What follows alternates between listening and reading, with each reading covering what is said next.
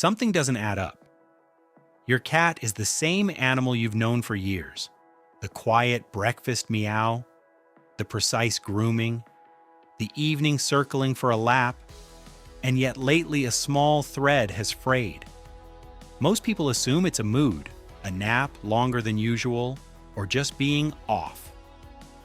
We tell ourselves cats have off days, but cats don't complain. They hide pain and change to survive. What looks like a lazy afternoon or a withdrawn hour can be the first chapter of a slow, hidden crisis. Notice the tiny shifts. They are not nothing. They are the first words of a story your cat cannot say aloud. By the time most owners notice, the quiet steps have become a pattern, a muted language of distress that stretches back in days and weeks. Learn them now. When your cat begins to meow at the door every morning, it looks like a simple ritual, an alarm for food, a familiar nudge. Most owners hear only "I'm hungry" and move on. But that tidy explanation hides the truth. A changed voice can be a signal of stress, pain, or disorientation. A higher pitch, a repetitive plea, or a sudden flood of sound are attempts to translate a body that cannot speak. This isn't spoiled behavior. It's a message stitched from instinct and need. Pay attention to the cadence. Answer more than appetite. If you catch that pattern early, you can be the difference between quiet suffering and quiet healing. This is the moment the small, quiet details become unbearable to ignore.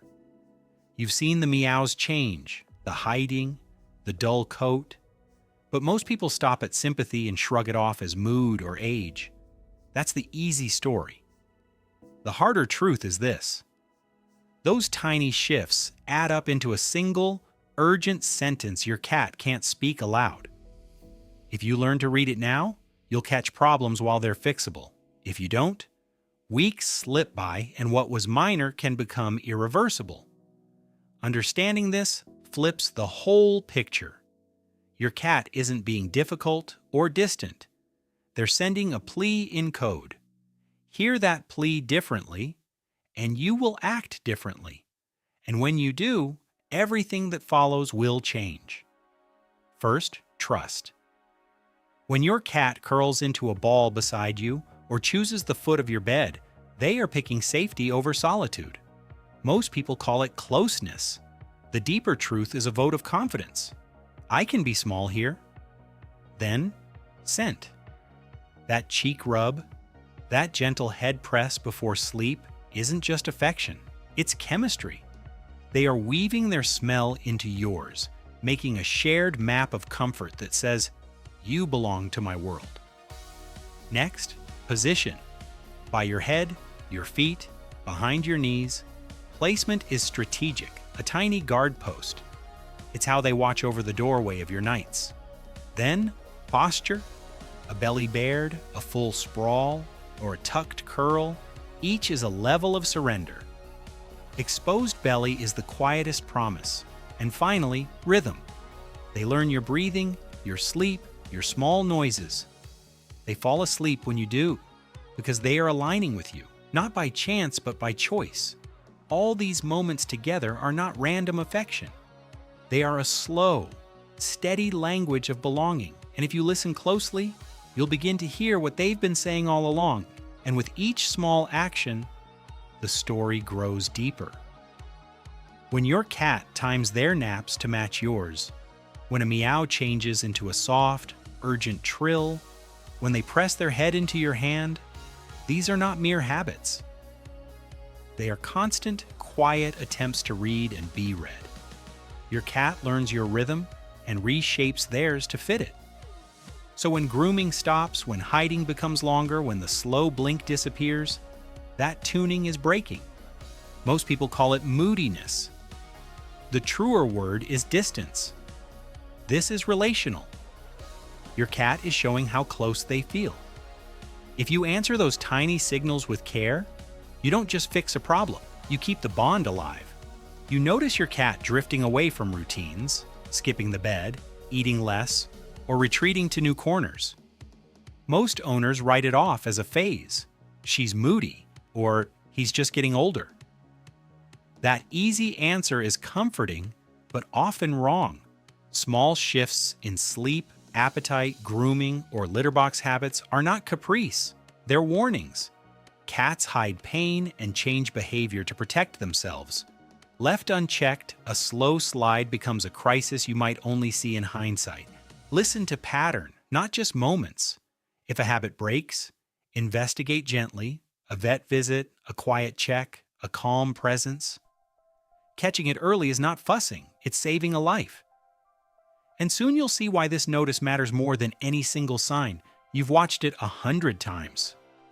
Your cat pads up, circles once, and settles into the place closest to you. Most people file it under cute or they like the heat and carry on.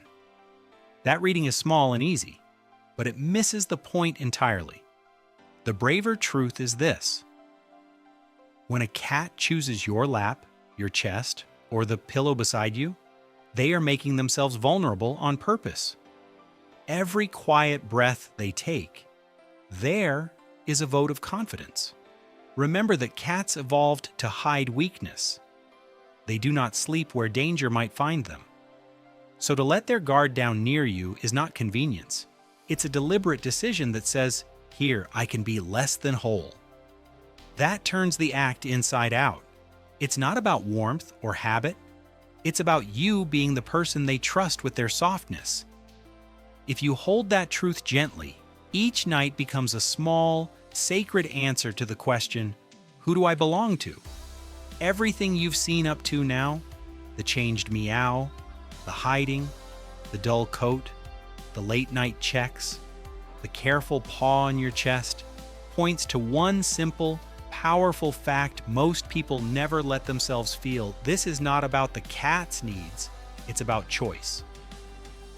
When a cat abandons every hidden corner and climbs into your bed, when they nudge your hand with urgent insistence, when they groom your hair in the dark, they are not using you as a tool. They are offering you their weakness. Most folks shrug and call it habit or comfort. The deeper truth is harder and kinder. Your cat is choosing you to be the place they can be small, slow, and imperfect. That choice rewrites how you should act. If you see the signs and answer with careful, steady care, a vet visit when the voice changes, gentle help when grooming stops, swift action when they strain in the litter box, you are meeting a promise they made long before they could say it. If you miss those cues, you miss a request that was never loud and never demanding. It was quiet, patient, and shaped by instinct to hide pain. The most powerful idea here is this. Trust is not given by convenience. It is given by vulnerability. Your cat sleeping beside you is not a passive habit. It is the clearest signal a small predator can send. I choose you over my own safety. Let that change the way you see them, the way you listen, and the way you act. Conclusion, your cat does not sleep beside you because they need a warm spot. They sleep beside you because they chose you. And that choice is the greatest thing they can offer. Treat it like the gift it is.